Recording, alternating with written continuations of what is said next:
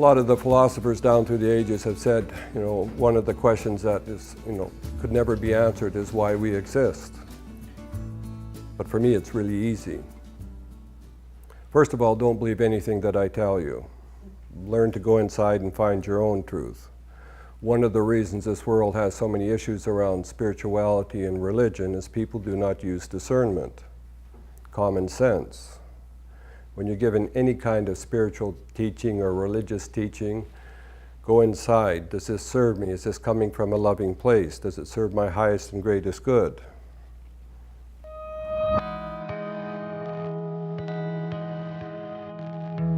I'm now going to talk to you about, from my perspective, why we all exist, why life exists in the whole universe or multiverse. This thing that we call God, and when I'm using this word God or source, I'm not talking about God that some of our religions in this world talk about. There is no vengeful God or judgmental God that gives you the ticket to the big barbecue if you don't follow the rules. So this thing that we call God is a consciousness, an energy that is formless, that exists outside of creation.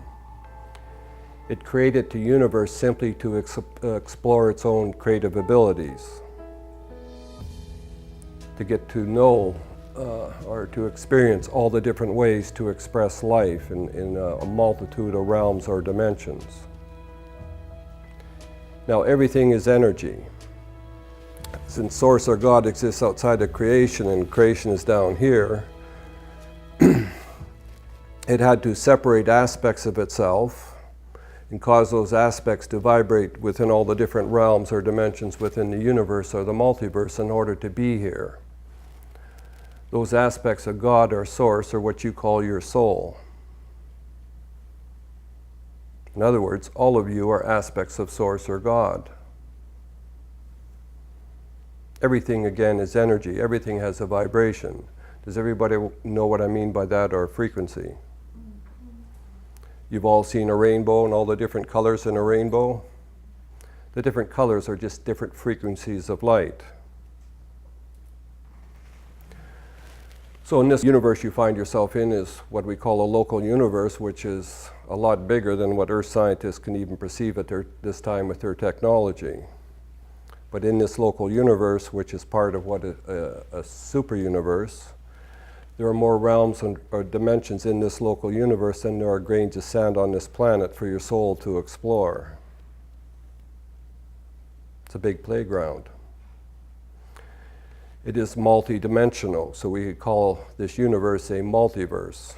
And each realm or dimension, again, has its own unique energy signature or vibration that allows beings exploring those realms to create with those unique energies. The one that you find yourself in right now is called the realm of duality, where you can create with positive energies and negative energies, where you can experience male and female. In the higher realms, there are no male and female. That's a product of this particular realm. This thing that you call God is not a he or a she, it's an it. A consciousness. Now, so the purpose of all of you here is simply in this realm to explore the energies that are available to you in this realm to understand creating with positive and negative energies. These things that I'm talking to you about, again, are my truths, but one of the reasons that cause humans a lot of difficulty in mastering fear in this world is they're not taught these, what to me are simple spiritual truths. That you here, this life that you're living, is just a movie. It's just an illusion as far as your soul is concerned. And not to take things personally. Who here loves people? Right hand, raise it. Keep it up. Who here judges other people? Left hand.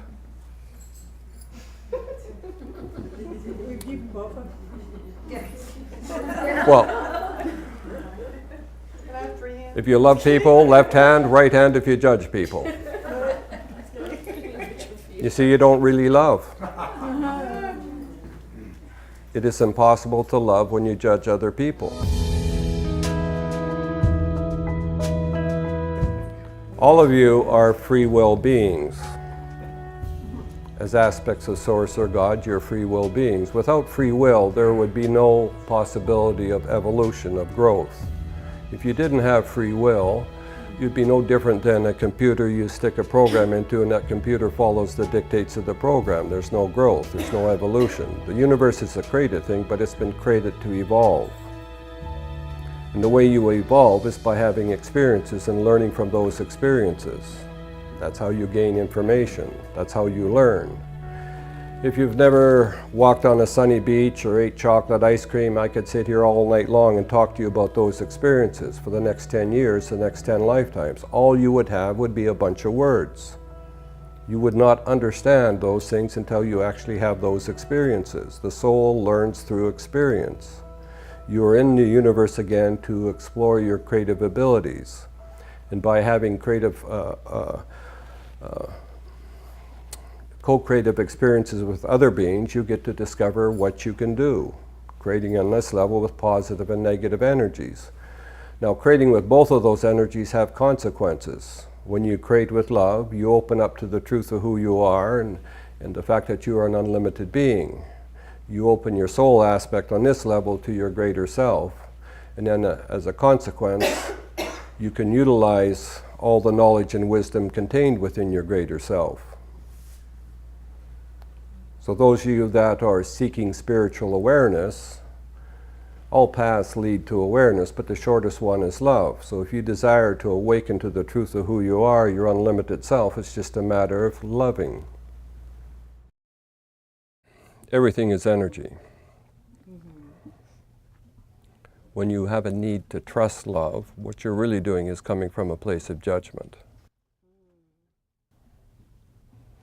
And as long as you come from that place, even though your intent is to love, you will never know love.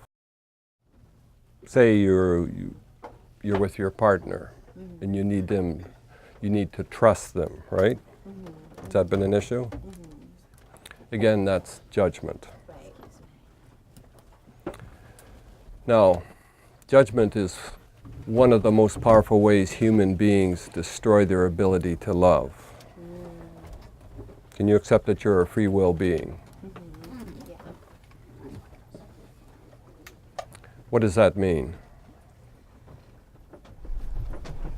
That I should be able, that any of this judgment that I have should be absolved if I accept that. Well, first of all, judgment means when we do not accept the free will choices of other beings. Oh, okay. Now, the essence of who you are is a being of love, an eternal, indestructible, all-powerful aspect of Source or God or the big gal or the top dog, whatever name you want to apply to that energy that we're all part of. We're all individualized personalities of that one Source. But who you really are is a being who honors free will. So this thing that we call God created the universe simply to explore itself. But Source exists outside of creation, outside of what you call time and space. So you can say it vibrates here. Creation, universe here. But the universe, again, is multi-dimensional. Each realm or dimension has its own unique energy signature or vibration. Now, in order for this thing that we call Source or God to enter into creation, it had to separate aspects of itself and cause those aspects to vibrate within the various realms or dimensions in the universe in order to be here. And again, what you call your soul is but an aspect of a greater being. So your soul has or your higher self has a higher self. And your higher self has a higher self. All the way up through the different frequency ranges or levels or dimensions within the universe. Everything is energy. Your thoughts are energy. We're energy beings or spiritual beings inhabiting physical bodies. And what we think, we project just like a radio station. Every thought that we have, we radiate out from our energy field. And we can create on this level from one of two places. We can create from a loving place or a fearful place. And when we come from a fearful or a negative place, we're radiating out a negative energy that will affect others around you in negative ways if they are also carrying negativity in their energy centers. It's important for you to understand that children who are coming into the world are coming in on a much higher vibration than their parents in previous generations. It's part of what you call evolution. But evolution is speeding up on this planet at this time. Your thoughts are energy. To give you an example, your Air Force here in the States has advanced fighter aircraft where the pilots put on a helmet with sensors embedded in the helmet, and all the pilot has to do is think something in order for the plane to respond,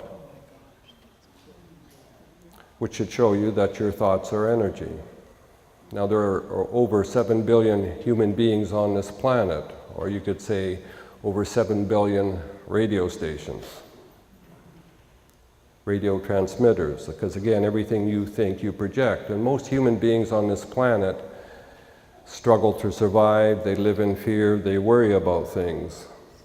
Now, all the labels that they put on these children, learning disabilities and all these other things, are a consequence of really sensitive, special, loving little guys who are picking up a lot of negative thought forms, a lot of negative emotional energies. And because they don't understand yet how to deal with it, it causes them to invest a great deal of their energies on a mental and emotional level, and as a consequence, it affects their ability to function on a physical level. All emotions that you experience are a consequence of your own thoughts, your own consciousness. All the emotions of fear you create through the choices that you make. Now, when you allow fear to be your master, it requires you to be totally disempowered in order for your creations or your fears to be your master. When negativity is controlling you, you are not in control anymore. Your creations are, your fears are. And when you're in that place, because everything is energy and all emotions have their own unique energy signature or vibration, you will find yourselves now not only being controlled or affected by your own fears, but everybody else around you who is coming from a fearful place, and ultimately the collective consciousness. To give you an example, say you're sitting at home and you want to listen to your favorite radio station. You have to adjust your receiver to the same frequency of the radio station that you want to listen to is transmitting on in order to access that information. So when you allow fear to control you, your energies, of course, are going to reflect that. Like energy attracts like energy. Like energy is connected to like energy. So when you are in a negative place, again, you're not in control. You're being controlled by your own negative emotions and fears, but you will also find that you are open to the negative energies of others around you.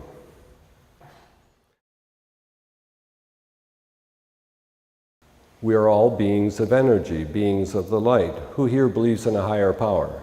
We are all children of the light, children of God. Now, all of you got 2 eyes, 2 ears, 2 arms, 2 legs. You can laugh, you can be happy, you can eat food, you can dance, you can be miserable, you can be sad.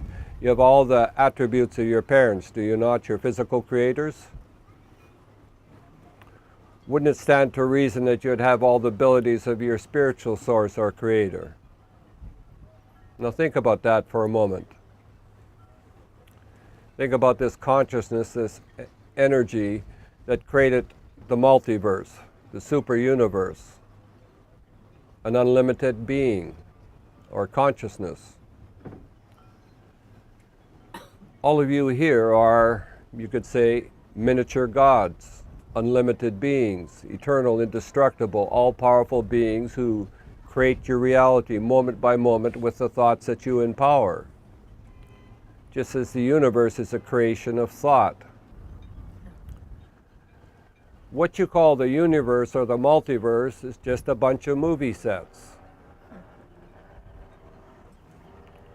for your soul to explore its creative abilities. And each realm or dimension, again, has a different vibration or energy and energy signature that allows you to explore the unique energies in those various realms.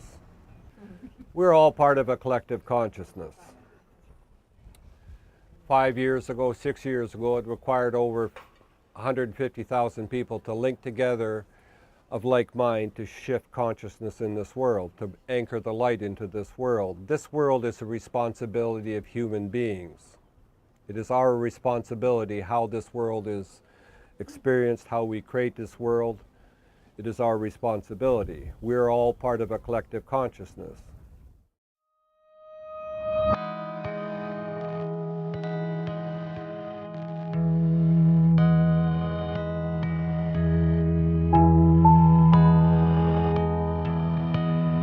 Everything is energy. Everything that we experience, everything that we think, we project.